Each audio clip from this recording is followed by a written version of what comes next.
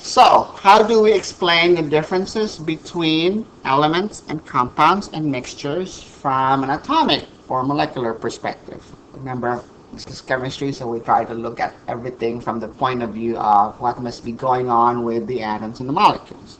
Well, an element is kind of easy to interpret. It's easy to explain. You have an element, you can't break it down into simpler parts.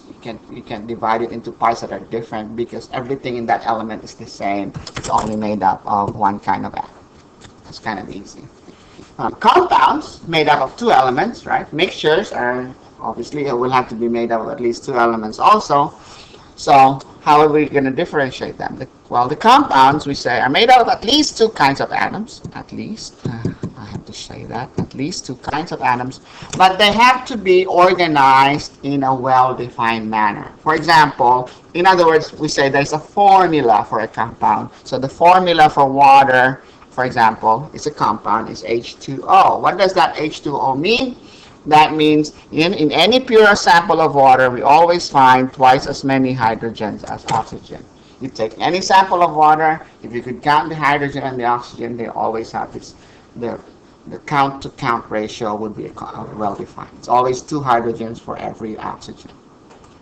Okay, so let's see. And then for a mixture, you don't have a well-defined formula for a mixture. Okay, so the ratio of the amounts varies. Right, so let's take a look at this example right here. Using squares and circles to represent different kinds of atoms, which one represents a compound? A, B, or C? C. That would be a compound.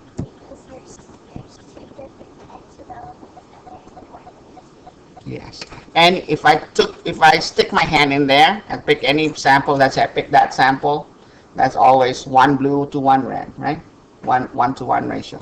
If I stick my hand in there, picked another sample, I have the same thing.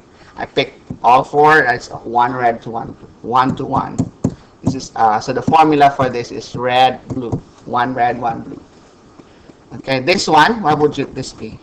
That would just be an element. This would be a pure element. Okay, and this one would be a mixture because if I stick my hand in there and pick something out, I might get two reds for every blue. If I stick my hand in again, take another sample at random, two reds, a blue, that's fine.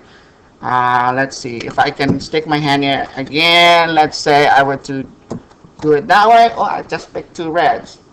So it's not a definite composition. It's not a well-defined formula for the composition. Okay?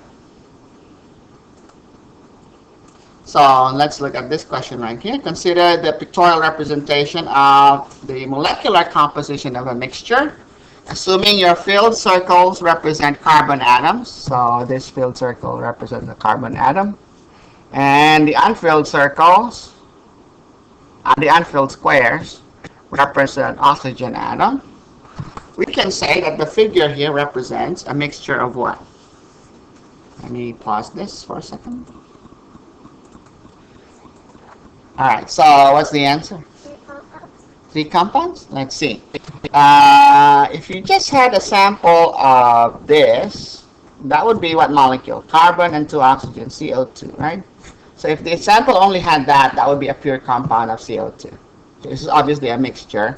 The other compound you have is this one. That's a carbon and an oxygen, so that's carbon monoxide. Alright, so it's at least a mixture of two different compounds. What would this be? This is O2. If you had just a sample that just has O2, that would be a sample of an element.